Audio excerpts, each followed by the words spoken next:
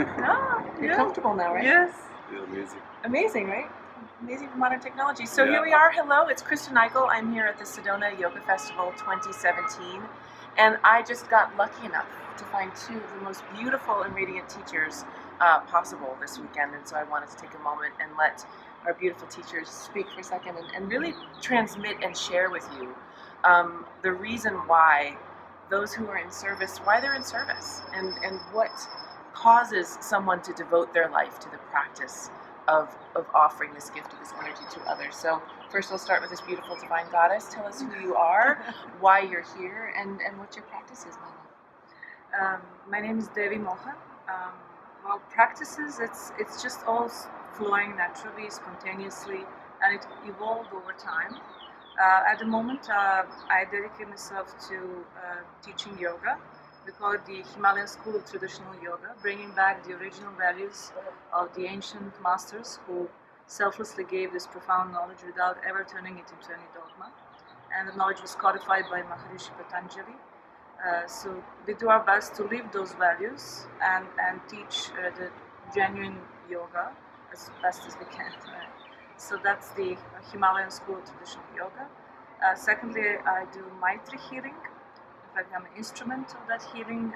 That was one of the greatest blessings I got from Mohanji, who is my spiritual master and also my husband. And her husband and the father of her beautiful child. Yes, so it's a beautiful family right there. It's a very unique experience to actually have all that in one. It's not really easy because we know masters do chisel the ego left and right. Really? Are you that husband? Are you that husband? So I'm one of those wives that are never right. You try not to, but it's hard sometimes not to. So I can't tell my husband you're wrong and I'm right because he's the guru, you know. So it's sometimes very tough. Boy, yeah, that would be a little bit tough sometimes.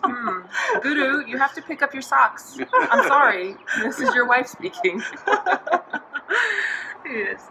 So Maitri healing is a beautiful blessing. It's done in a very simple way, passing on the energy. So I connect with Mohanji through his third eye. So I'm engulf myself with this beautiful energy and it becomes very, very hot. Goes through the spine, through the palms. Sometimes I feel like my palms will burn like iron.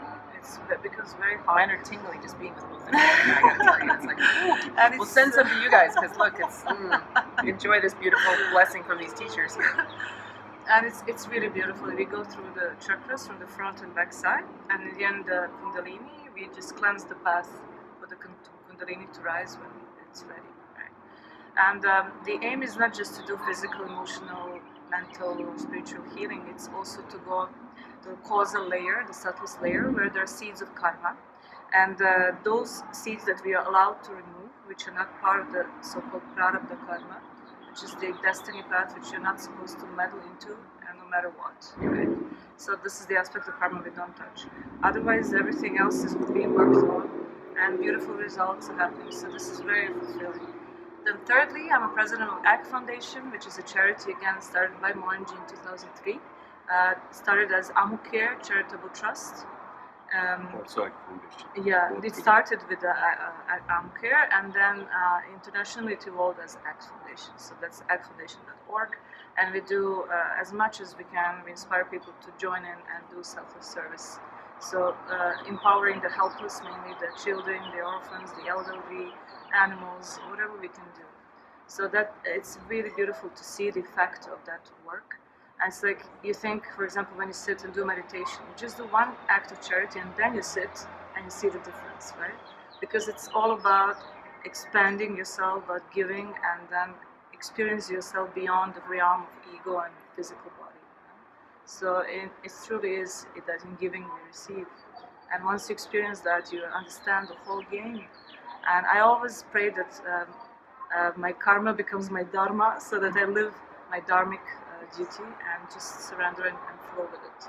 So this is the point we've reached after a lot of tests, a lot of challenge, and all of it evolved, and I just feel very grateful. It's a beautiful story. Thank you for sharing that with us. And now to your beautiful husband, teacher. Thank you for being here. Thank you for being with us. Thank you. So I have to ask this question because a lot of teachers, they choose not to marry. of a variety of faiths and religions and practices, and yet there's something so powerful about the divine male and the divine female when they join together and join forces and really create something beautiful. So I would just love to get your perspective on this. And anything else you want to share? Well, it's not about married or unmarried. It's being spontaneous. I believe that in the true sense of spirituality, there is nothing good, nothing bad. Everything is part of your existence, and nothing really blocks anything.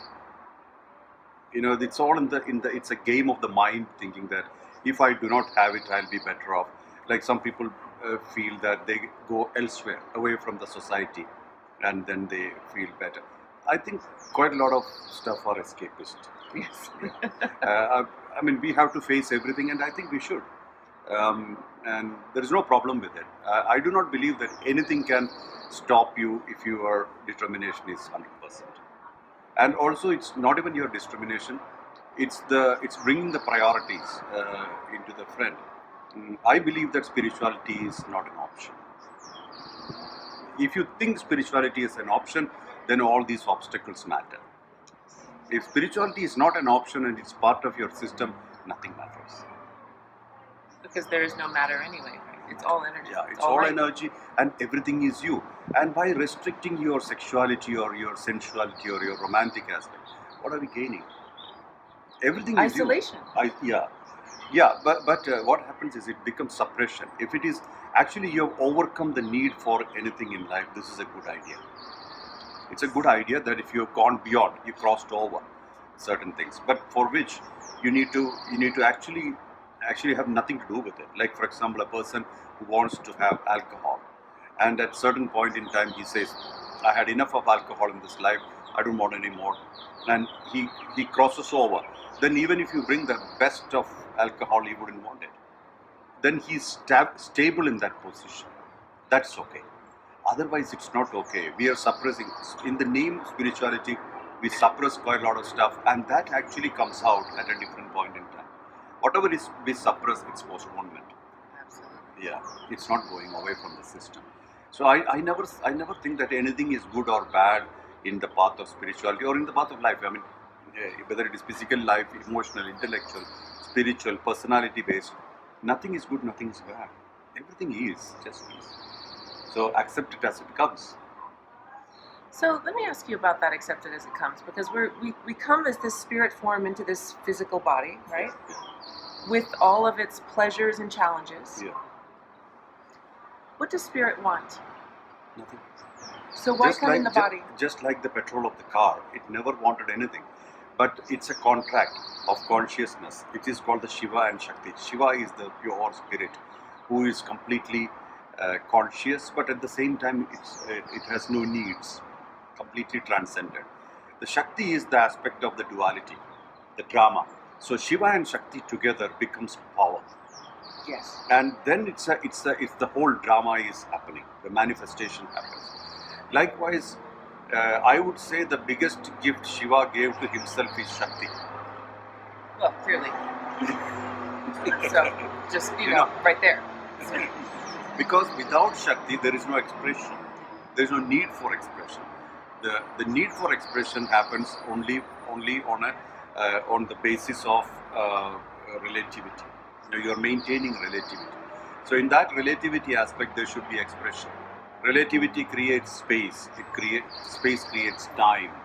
Time creates opportunities of creation, creativity, creation. All these things are interconnected. You cannot segregate one from the other. If there is no space, there is no time.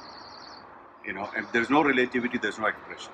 So everything is knitted well inside, in this whole tapestry, like our consciousness, which we were talking about. The consciousness runs through the whole machinery. Awareness shifts between waking state, dream state, deep sleep state, the state of full awareness and the cosmic awareness. All these levels of awareness, it all sits inside us. What we pick up, that becomes us. So, even in normal life, if we are clearly aware that we are just experiencing it for the only reason is gratification, then we have no highs or lows. We have no attachment to it. No attachment to it. So I get this question a lot from a lot of people. So we become non-attached as much as we can, living in our society, right? We live from our heart. We give our dharma. We give our service. We give our self to our practice. So what? Non-attached. So Yeah. So what? What's So the what? point? Absolutely. At the end of the day, so what? Yeah. Non-attachment is a high level of awareness. When your awareness peaks, you don't feel attached to anything. That is not aversion. That is a total difference. People confuse between attachment and aversion. Like, for example, you cannot have something, so you feel, okay, I don't need it. That's not the thing. It's that you can have anything, but you need nothing. Means your life is not depending on a place, a situation, a time, a person, or any of the activities which we can engage in. But at the same time, we are in everything. We are every aspect of life. There is a role to play for us. But at the same time, we have not that role, and we are clear. And the awareness is so high that we are not attached to that aspect at all. Then we are free. Then we're free. Yeah. Yes. So if we're free, what are we free to do? We will operate only on the basis of what you have to do instead of what you love to do. That's a big shift. Yes. Yeah, you will do things which you have to do. Means you will be performing a duty model of life rather than the swaying of the mind. Like I love to do this. These likes and dislikes. We operate only in the levels of loving to do something. Instead, we will do only what we have to do. So there is no ownership in it. That is freedom. It is freedom. Yeah. All right, guys. Well, clearly we could do this forever until the battery on my camera dies. But I don't want to keep you baking in the hot sun. And I really want to honor you for your service and for your teachings, and for the voice of spirit that chooses to move through you to speak to those who are willing to hear you. Truly, thank you for your work. And thank you for your Thank you practice. so much. It's and thank you beautiful. for what you're offering to these people here today and everything that you do. So Thank you so much. it's an honor and a privilege. Yeah, it's beautiful to be here, because here what I'm experiencing is everybody are in some level of awareness. So the whole language and the whole communication becomes different. Is that fun? It is good. It's really good. Yeah, there's no variation in frequencies much. Otherwise, normally in a crowd there are numerous levels of numerous frequencies we handle. But here, it's more or less like in certain level you're operating. Well, this is what you were talking about before too. About there is the energy of the land too. Yeah. That's only it's going to call certain people here, Yes. and I think it's also going to the land is also going to do its own work. Yes. To clear some of that variation in frequency, I think too. Yeah, and the intention of why people are here is also going to channel them. Yeah, differently. even if the shift in frequency is not happening, at least alignment happens in a high energy zone. That's what I really saw in alignment. your meditation was that alignment. Like it was this really beautiful, like just like alignment. Source just came and said, "Just here we are, there you are, there," and it just was like so clear. Yeah. If I may add, in 2007, Mohanji received this meditation, Power Purity, telepathically, and I was present in the room. Oh. And he just sat with the spine straight, it was just typing something very fast. And after it was finished, we were both looking like, what is this? And it's like, everything was received, even the instruction of how people should sit and this blessing position and how many candles, if there are any, and all this came. And that he was like, what am I supposed to do with this? I said, well, looks like you're going to be teaching it. Apparently, you're sharing it now. Yeah. So initially he was very introverted when I met him. Even now. Now? And until he was like, the dharmic push happened to do all this. And No, I was working. Mostly I was working. And I was having decent salary, good house and stuff. So I thought this is what I will do. I will do my practices. And I will do service, whatever I can. But then I was told, you should go out and teach. You need to teach. Yeah. Then I said, I can't really, it's not my cup of tea. What will I do? How will I tell people, you come here, I'll teach you something? I said, this is not my cup of tea. Then the answer came. Those days, the communions were very strong. Answer came, this is not your problem. We will send people to you. Understand, those who are coming to you are sent by us. So that's now if I look more than 100 countries of our activities, I think I never created it. I never even thought of having all these activities in 100 countries, 100 or more probably. and various languages it's translated and stuff like that. So I feel like an instrument or a projection more than a person. I understand. Yeah, because the nature brings forth somebody to do a job. So I like to keep it in that level so that I don't take ownerships of high level and then also the associated ego. Yeah. It's fine if you're called, you speak. If you're not called, you don't speak. And it's ever new, ever fresh energy. It keeps on coming, like this healing that came out, or this Shaktipas, the meditations, Kriya. the Kriya, the this, the that. So it's all like we're just putting All it our on, meditations we kept free because the aim is not to bind people to anything. People can download and practice it, and it's working wonders. A lot of people are having. Same with conscious walking. Yeah, even this most simple walking meditation came. And it sounded very simple. When you start doing it, you can just feel your aura is walking. Yeah. And it's just gliding through the space. And it just liberates 30 you. minutes walking is equal to 3 hours of meditation. It's amazing, actually. I love walking meditation actually because you also then get to listen to the earth in Yeah. a very different way, and it's like the energy expands to then become the surroundings instead of You that become sense of, one with it. yeah, instead of that ownership of like this is me moving through space. It becomes no, here we are. I am how do I say this? It's like the drop of water is in the ocean. Yeah. You are the ocean in that space. You are not the differentiated part of Yeah. it until the ego comes back and says, oh, it's time for lunch. Yeah. You know, usually we spend much more than we earn in the waking time. This meditation actually grounds you. I mean, or puts the walking That energy back. back. Yeah. Or back. In a way, it recycles it so that it doesn't go out all the time. See, and that's the really interesting thing about this too, is that most people do a little bit of yoga, meditation, tai chi, a little bit of work, just enough to keep themselves from being depleted by daily life. Yeah. Right? Yeah. But not enough to transcend. Yeah, for Not them, enough to elevate absolutely. beyond. That's why they are only going within the boundaries of the mind. Right. You know, that's why I always say spirituality should never be an option. It should be the first priority. Then you achieve something. Achieving is basically losing. You even lose yourself. Complete emptiness. Totally. And the moment you feel that you know nothing, you have arrived. Absolutely. Yeah. Absolutely. If ever we feel we know something, We're the stuck. mind is there. Yeah, we're totally stuck in the ego. Absolutely. It's funny, but it's true. It's true. Yeah, it's absolutely true. And people will, my belief, and this is exactly what is happening, you need to prove nothing. Those who have eyes to see will see and they will connect. The rest of them need not connect because they are not ready. So even if they come, you wouldn't It know won't what stick. it won't stick. Yeah, they'll be upset. They'll Yeah. have to something. They'll leave. Yeah, absolutely. Well, that's what you said that is so true, and I think is so powerful. Is and people who are watching this will get this as well. But when when the student is ready, the teacher appears. Appears. Right? But when the teacher is ready, the students appear. Also, both ways. Both ways. Yeah. It's And a, it's also- a it's a pact. Yeah. It's really It's a divine it's a contract. deal, Yeah. contract. That's why I say, you know, I mean, only when there is a disciple, there is a guru. Totally. Otherwise, we are all just human beings. Totally. Yeah. Absolutely. We have seen through Mohanji like things, even his body changes shapes. Sometimes when he's connecting with a certain master, the body, the foot becomes longer or the waist becomes thinner. And it's all Stomach. because stomach Changes, yeah. smaller or bigger.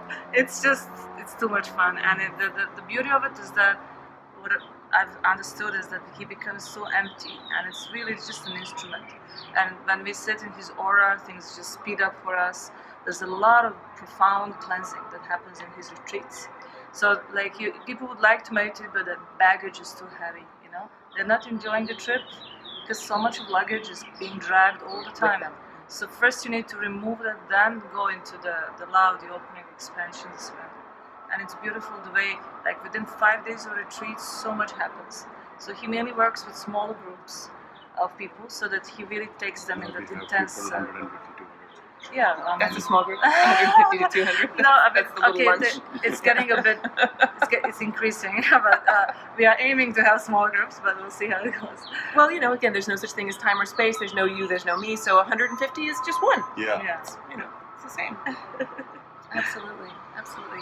Thank you, teachers. I don't want to Thank keep you. you cooking in the Sedona, Yeah, Arizona sun, but you're glowing now, so we'll think of it that way. So thank you so much. Thank you for Thank you. watching. You'll find connections to these people, I'm sure, online, and I really want to honor you, your service, and thank you for taking this energy forward. Many blessings in Satnam. Thank you.